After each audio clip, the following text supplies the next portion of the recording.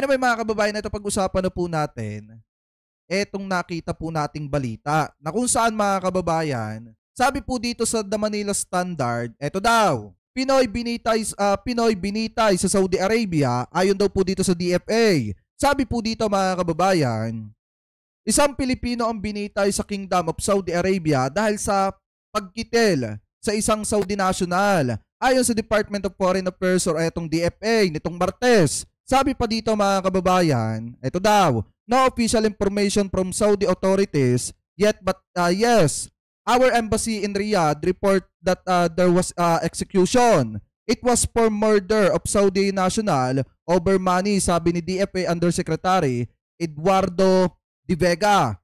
Ayon kay De Vega, ginawa ng ahensya ang lahat ng makakaya sa kaso ng akusadong Pinoy kabilang ang pagpapadala ng presidential letter of appeal, subalit nabigo sila. Sabi pa dito, we did all we could. Court appeal, presidential letter of appeal, trying to get victims' family to accept blood money.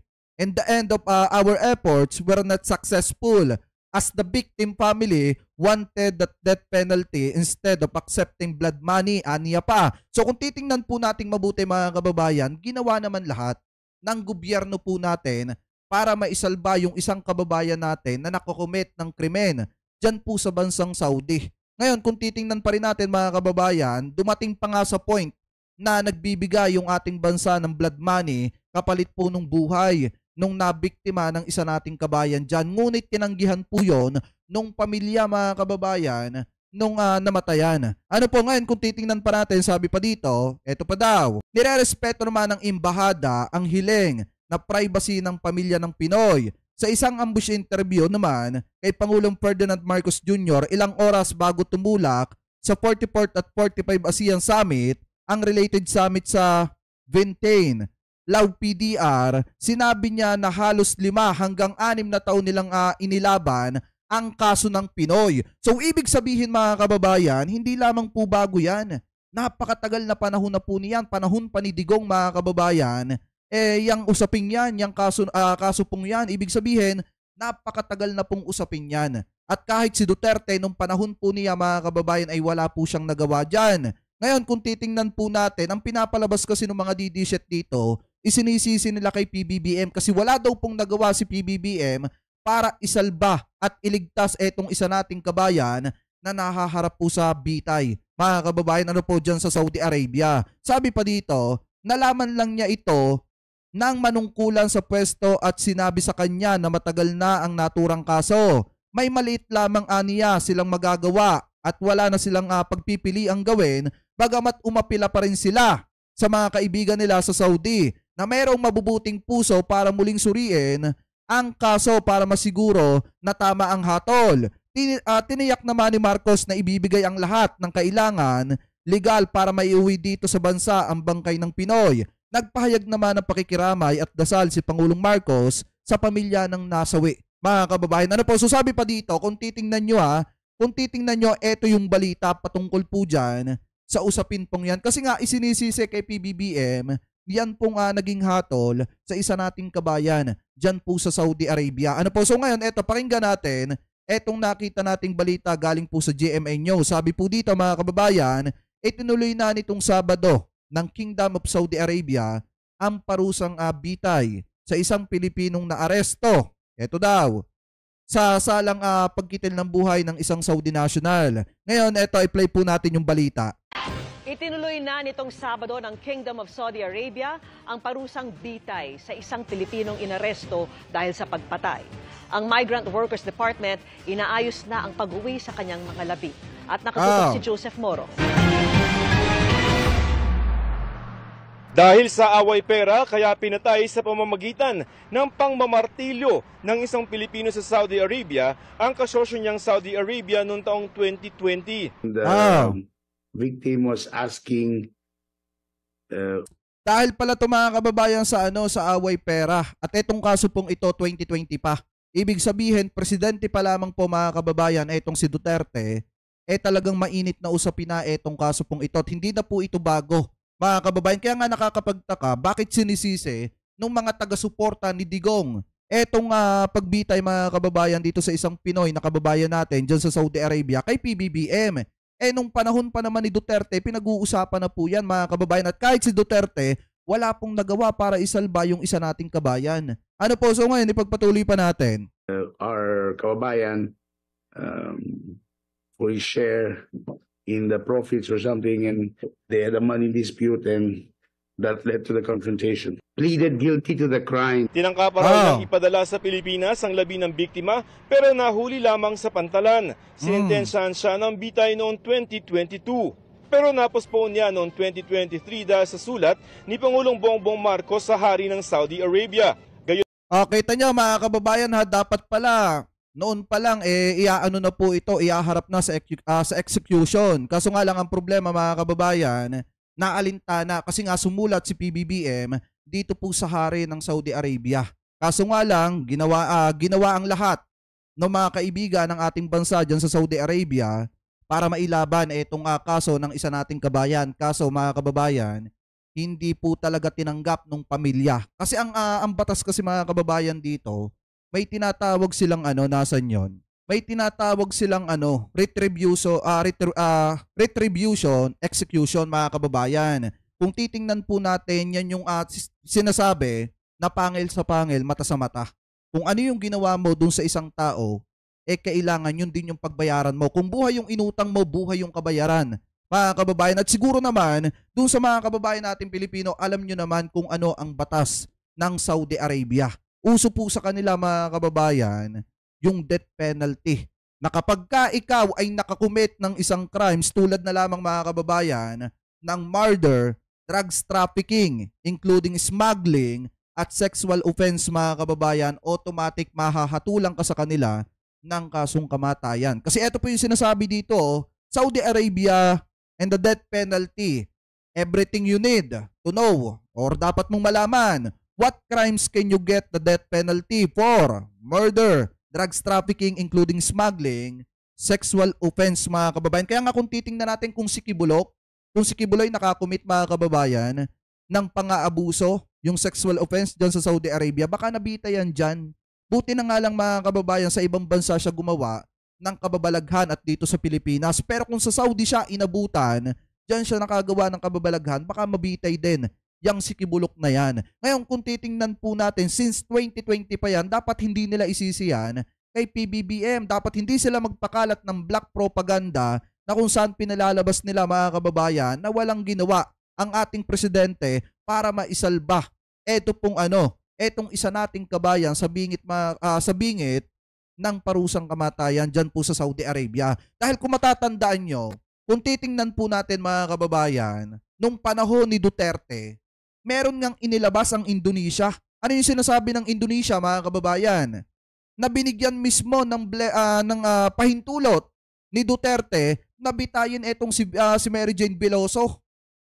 I think mga kababayan, lahat kayo familiar doon sa isyong yon na kung saan saglip na ilaban ni Digong, katulad ng ginawa ni PBBM dito po sa isa nating kabayan sa Saudi Arabia, eto talaga mismong sinasabi dito sa balitang ito at mismong nagsasalita yung presidente ng Indonesia mga kababayan na mismong si Duterte ang nagbigay ng pahintulot sa kanila na bitayin etong si Mary Jane Veloso. So kung titingnan po natin ayon dito sa website ng The Guardian, sabi po dito mga kababayan, Indonesia say Duterte has given it permission to execute Mary Jane Veloso. Ibig sabihin, may pahintulot ni Duterte yung pagbitay dito kay Mary Jane Veloso. Sabi pa dito mga kababayan, ito basahin natin yung nilalaman ng article. Indonesia has said that the President of the Philippines, Rodrigo Duterte, has given his blessing for the execution of a Filipino death row inmate, Mary Jane Veloso.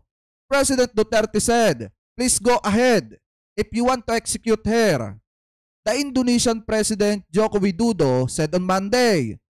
The report left many in the Philippines in shock as the saving Veloso, a domestic worker on death row whom many believes was dumped into smuggling heroin, has become a national cause, mga kababayan. So ito kasing si Veloso, nahulihan siya mga kababayan ng ipinagbabawal na bato. Ano po, dyan po sa Indonesia, kaya nahatulan siya ng bitay. Ngayon, kung titingnan po natin, ang ano kasi dito mga kababayan, ang problema kasi dito, nagbigay si Duterte ayon po dito sa presidente ng Indonesia, nagbigay si Duterte ng pahintulot para bitayin etong si Veloso. Tapos ngayon palalabasin mga kababayan itong mga taga-suporta ni Digong na walang ginawa si PBBM para protektahan etong isang kabayan natin na nagkasala dyan po sa Saudi Arabia.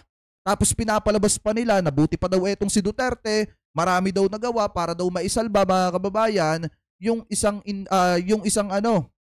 OFW at yung iba pa. Kaysa daw po kay PBBM na hinayaan lamang daw po na bitayin sa Saudi Arabia yung isang OFW.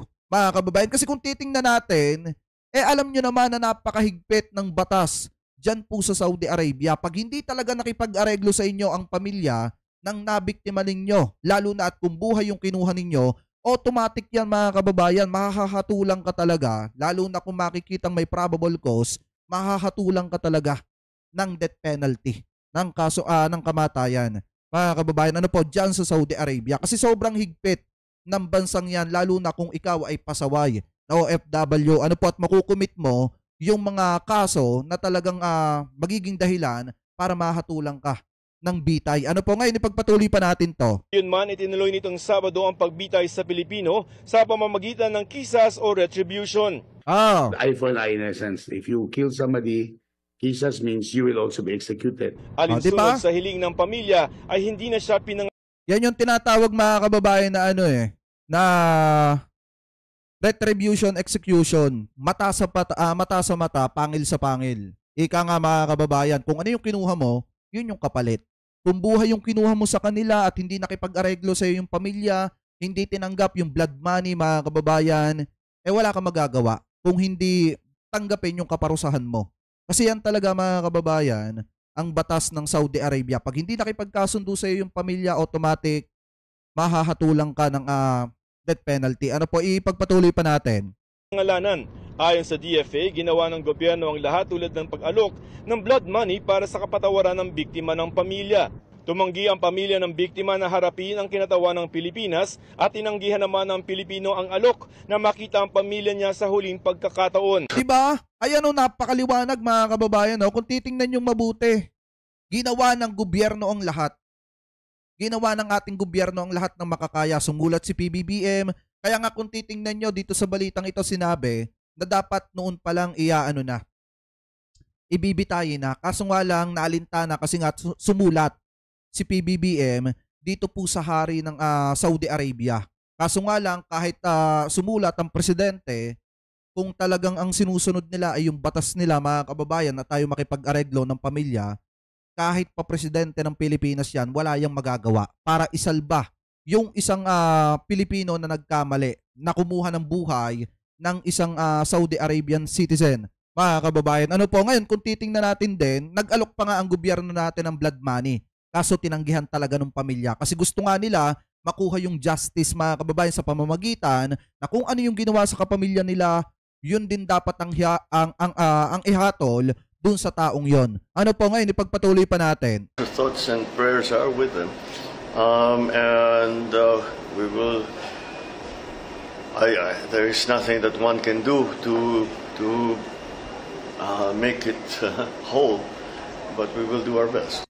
Diba? Kahit ang gobyerno ng Saudi ay humanap ng paraan kung kaya pang maisalba ang buhay ng Pilipino pero it's a terrible tragedy and there was very little we had left to do. We had very few options left. We tried everything and for many partida yan kahit gobyerno pa ng Saudi Arabia gumawa ng paraan pero ayaw talaga makipag-areglo ng pamilya. Mga kababayan, siguro yung nakabanggang pamilya nung isa nating kabayan kasi napakatagal na daw ng kasong ito, 2020 pa. Siguro, yung nakabangga nitong kabayan natin, isa sa mga kabayan natin, dyan sa Saudi Arabia, baka may kaya din yung pamilya. At hindi kailangan talaga ng pera kung hindi hustisya. Mga kababayan, kaya siguro siya nahatula ng bitay. Ano po ngayon, ipagpatuloy pa natin. Many years. And the Saudi government really tried to look and to be sure that the judgment of hanging was actually deserved. Inasikaso rin ng DFA ang 52,000 rial na sweldong hindi pa nakukuha mula sa employer nito para maibigay sa kanyang pamilya. Ayon sa Department of Migrant Workers, nakikipag-ugnayan na sila sa Department of Foreign Affairs para maiuwi ang labi ng Pilipinong binitay sa Saudi. We're assisting the family. Diba?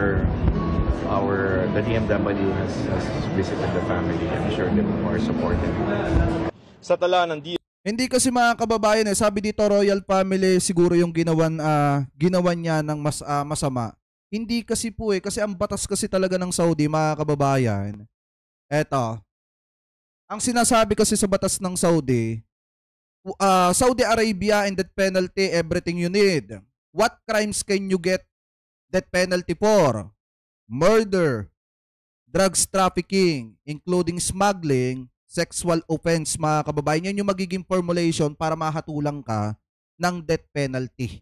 So magaling na alam yun ng mga kababayan natin dyan sa Saudi Arabia para maiwasan ninyo kasi baka mangyari sa inyo to, baka biglang makalabag kayo ng mga sinasabi dito na magiging dahilan para makasuhan kayo ng para mapatawan kayo ng bitay. Kasi hindi po biro yan mga kababayan. Yung ginawa kasi ng isang kabayan natin, pumapasok kasi dito yung murder.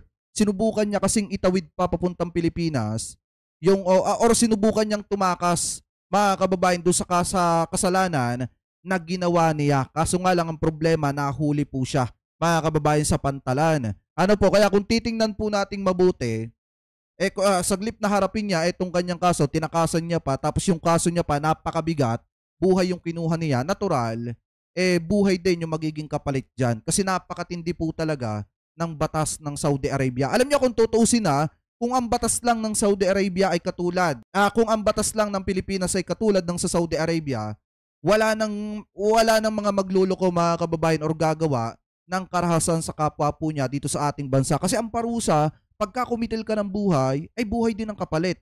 Mga kababayan, ano po, lalo na kung mapapatunayan na nakumit mo talaga yung crimes, magiging buhay din yung kapalit mo katulad ng sa batas dito sa Saudi. Kung yan ay napapunta sa batas sa Pilipinas, baka wala ng Pilipino na gagawa ng krimen mga kababayan, wala nang gagamit ng kanilang kapangyarihan or kanilang posisyon mga kababayan para ipatumba di umano yung isang individual. Ano po, ngayon kung titingnan natin, ginawa lahat ng ating gobyerno, ginawa lahat ni PBBM, sumulat siya, gumamit pa nga tayo ng blood money, kaso nga lang tinanggihan nung pamilya